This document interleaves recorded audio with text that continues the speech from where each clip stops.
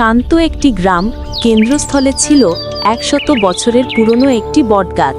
রিয়াদ 10 বছর বয়স, খুব কৌতূহলী ছেলে।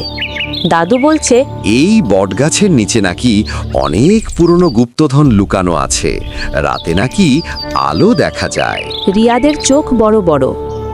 রিয়াদ ভাবল, রহস্যটা যদি সত্যি হয় তবে সেই সেটা খুঁজে বের করবে।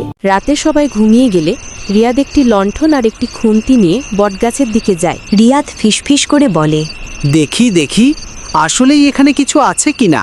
হঠাৎ গাছের পেছনে একটি পুরনো দরজা দেখা যায়। দরজা খুলতেই এক জাদুময় গুহা। রিয়াদ সামনের দিকে এগিয়ে যায়। গুহার ভেতরে চেয়ে দেখে চকচকে পাথর, ঝুলন্ত আলোক বল, ভেতরে প্রতিধ্বনি। রিয়াদ ভেতরে গিয়ে দেয়ালে অদ্ভুত লেখা দেখে, বাংলায় ধাঁধার মতো। যে করবে 3টি কাজ ঠিক, খুলবে গুপ্তধনের দিক। 3টি কাজ হলো একটি পাথর ঘুরিয়ে দরজা খোলা, একটি ধাঁধা উত্তর দেওয়া, একটি সোনালি আলোয় হাত দেওয়া। রিয়াদ বুদ্ধি খাটিয়ে সবগুলো পার করে যায়। গুহার শেষে এক জাদুকরী পরী হাজির হয়। সে বলে, তুমি সাহস ও বুদ্ধি দেখিয়েছ, কিন্তু গুপ্তধন শুধু লোভীদের জন্য নয়।